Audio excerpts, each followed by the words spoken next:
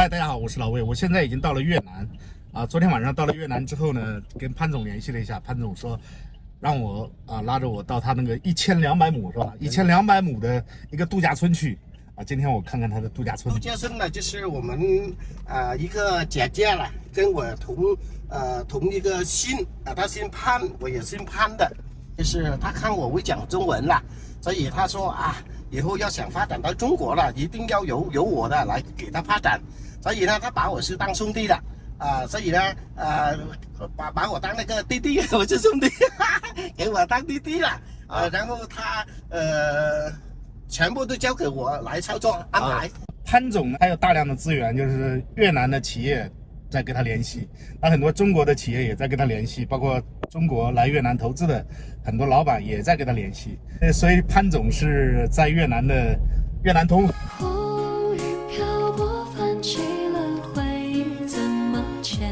在隆安省宾利，也就是从胡志明出发，大概是半个小时走高速也行，走那个1号国道也行。我现在已经到了，对吧？哇，这么大，很酷啊，很漂亮。然后在这里你可以讲，远处栏杆围起来的全是那边的，全是你们这个度假区的位置，对吧？那里还有楼房在建在这了，对。这里还有一个很大的转盘，这上面是一个3岔路口，万马奔腾啊！前面是高速公路吗？高速公路这个上面还有高速公路穿过去。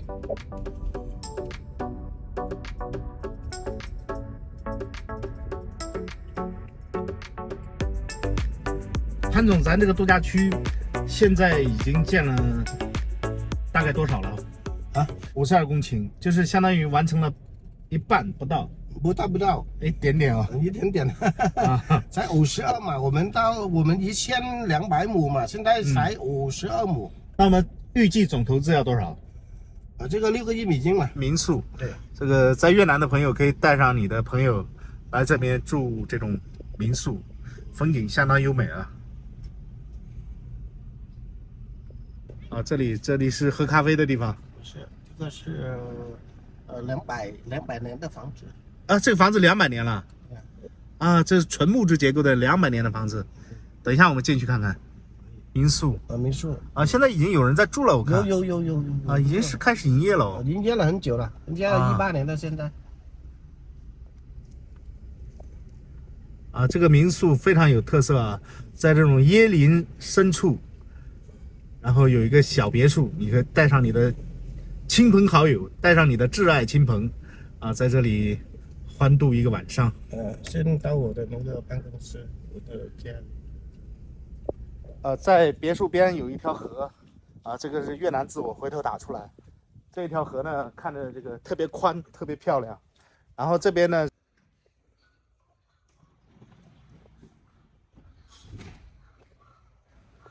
我们从廷新郡出发，大概半个小时就到他别墅这里了。其实也是这个度假村在的位置。这度假村呢，现在民宿已经开始了。等一下我会把这个地址写在这个写在字幕上。如果大家想度假可以选在这里，这里风景确实不错。我现在跟潘总一起在这个度假区里随便逛逛这里一个小型的市场，门口的格局很大，非常漂亮。主题叫笑猪，这个展厅里全是猪我刚才都没有仔细看，所有的都是猪，各种各样的猪的造型。这董事长是不是属猪的？不是潘总跟我讲1万头猪，我还以为是养殖场呢，原来是这样的1万头猪，蛮有特色的。我1万头猪，而且这1万头猪的形态都不一样就是各种各样的猪的造型。也有12个手相还有12生肖还有12个手相。这12生肖，这个造型就比较独特了。这是猫，越南没有兔年，所以这个是猫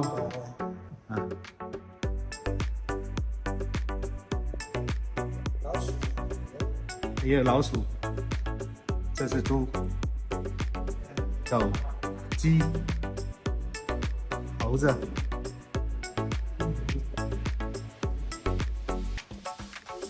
现在潘总带我来看这栋200年的房子，总共有2栋，这是其中的一栋。这个房子是纯木质结构，现在已经是200多年的历史了。啊，这个是一个小型的庙。啊，还有中国字是吧？啊，这里还有中国字，中间还有福寿路几个字。哇，上面写着寒山积雪。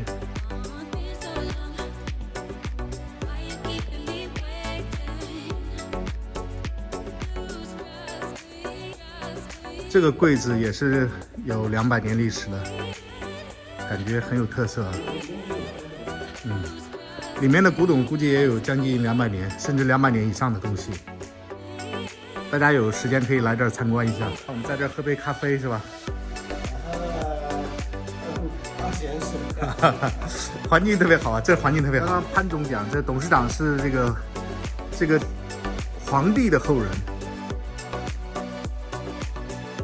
所以祭拜的有这个皇帝的那个灵位。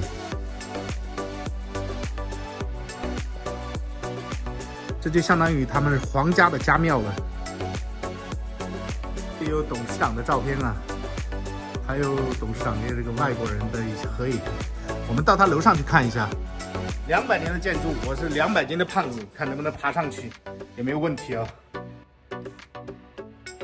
这个2楼是窗明几净，摆了很多这种实木的桌椅，像这种桌椅是200年前的，啊，楼下放的有可能是现代的。这是200年前很古典的古式的越南家具，越南特色的老式的越南家具。大家有没有看到过50年前的摩托车是什么样子的？今天给大家看一下这种最老式的摩托车，还有一个老式的摩托车，这都是最早的摩托车。在大厅里面摆着的这种古典的越南家具，这种家具应该是200年前的，这个很有越南特色啊。潘总刚刚给我介绍啊，这是一个大型的水上木偶戏的表演现场。当然今天没有木偶戏表演，这个表演台子呢，相当于是一个寺庙一样的啊。这下面是水，然后木偶从水里面游出来，那操纵木偶的人呢，在帘子后面。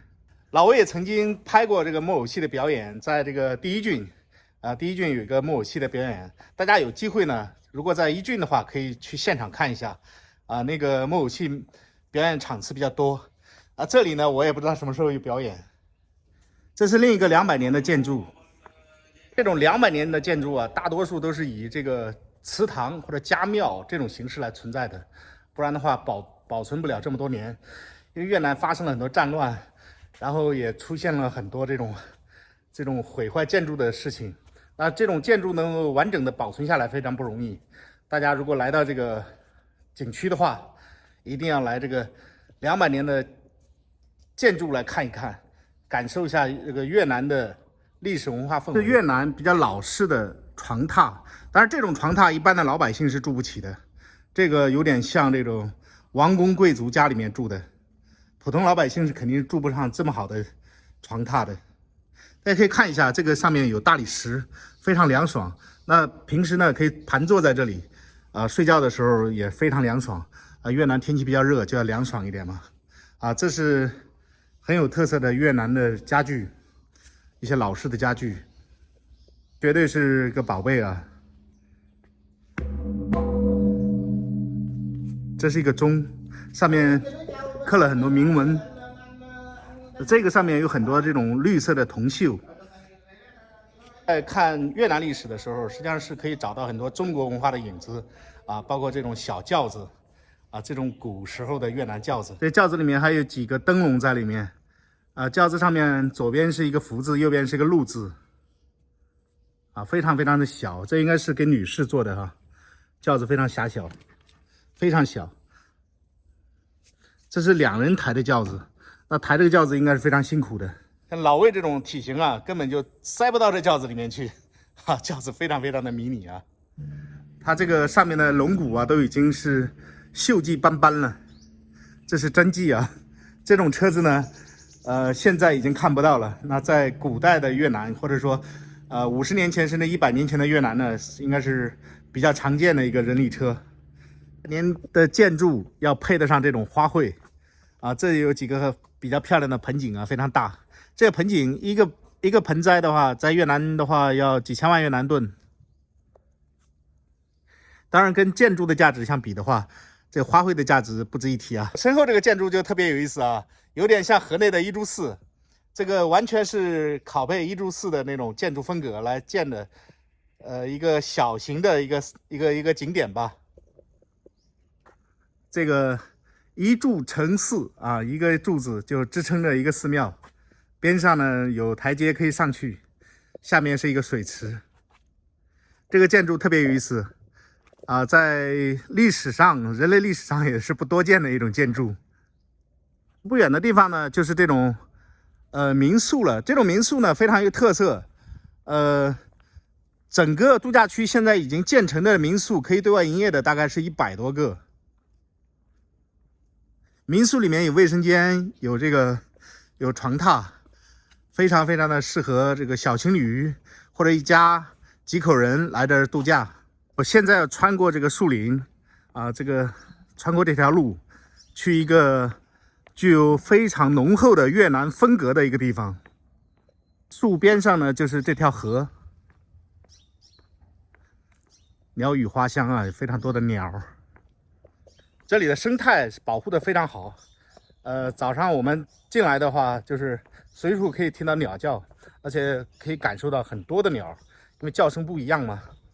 人喝咖啡啊，讲究一个情调。那在这个河边呢，在这样漂亮的树边，有一个这样的咖啡店，但是现在还没有营业啊，已经建好了。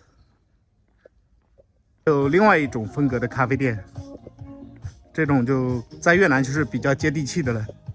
很多越南人非常喜欢这样的咖啡店。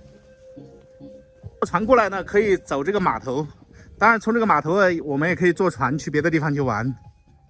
我觉得这里的盆景太壮观了，这里的盆景太酷了，非常多啊，非常漂亮的盆景。这里有几个蓝色的那种仓库一样的地方啊，在这种地方呢，可以办一些聚会啊、演唱会啊。潘总说是具有越南风格的一个小的，很有越南文化特色的一个点儿，可能就在里面。这都是越南的手编的展示，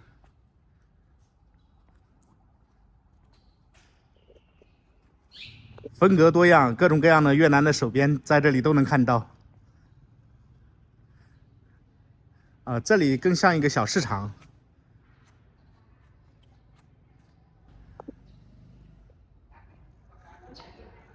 这里应该是有集会的时候或者人比较多的时候，这里来做一个餐厅来用。各种各样的越南菜，在这里我们就可以吃到了。现在这里呢是空荡荡的，到时候如果有集会啊，或者有演唱会啊，或者是有什么活动啊，这里会人满为患。这个越南的人是非常喜欢这种大型的集会的。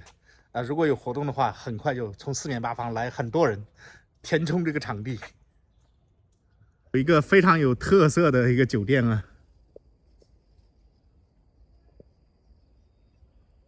我发现那个旅游区啊，非常适合企业的团建。如果说有个1-2千人，或者是几百人1-2千人，或者人更多的话，可以来这儿团建。这里有地方住几百个房间。现在这个酒店加上刚刚那个民宿，大概是有100-200个房间，可以住上1-2千人。然后有集会的地方，有吃饭的地方，这个各种需求都能解决，还能旅游，还能玩耍，非常好。这边有很多空地啊，就是没有什么项目在里面的。对，这边就可以做那个娱乐场。对，可以做一些娱乐产业啊，或者做一些酒店啊，做一些高尔夫球场啊。如果你想来的话，可以过来考察一下啊。有兴趣的可以到这边来一下，这边大量的空地，而且交通非常方便。像我们前面就是那个高速公路了。高速公路呢，直接把这个有高速路下来的。对 ，Happy Land 直接把它一分为二。我们今天只是逛了很小的一个部分，实际上非常小的一个部分。那有非常多的那个空地啊，都是这种种的树木啊，或者说一些杂树，都是没有利用起来的。那这种开发出来的地方啊，非常非常的少。这太适合团建了，这边有民宿，然后有这种休息的地方，还有游泳池。游泳池里面还有这种可以休闲游玩的地方，非常适合大人带着孩子来玩，或者公司的团建。这个地方真的非常非常大，非常的空旷而且里面呢非常安全，也没有外来车辆，非常好的一个地方。大家可以带着自己的家人啊，或者同事啊，或者说朋友啊，来这边去玩一下，我觉得非常值得来。好，本期的视频就到这里，非常感谢您的欣赏，祝您生活愉快，拜拜。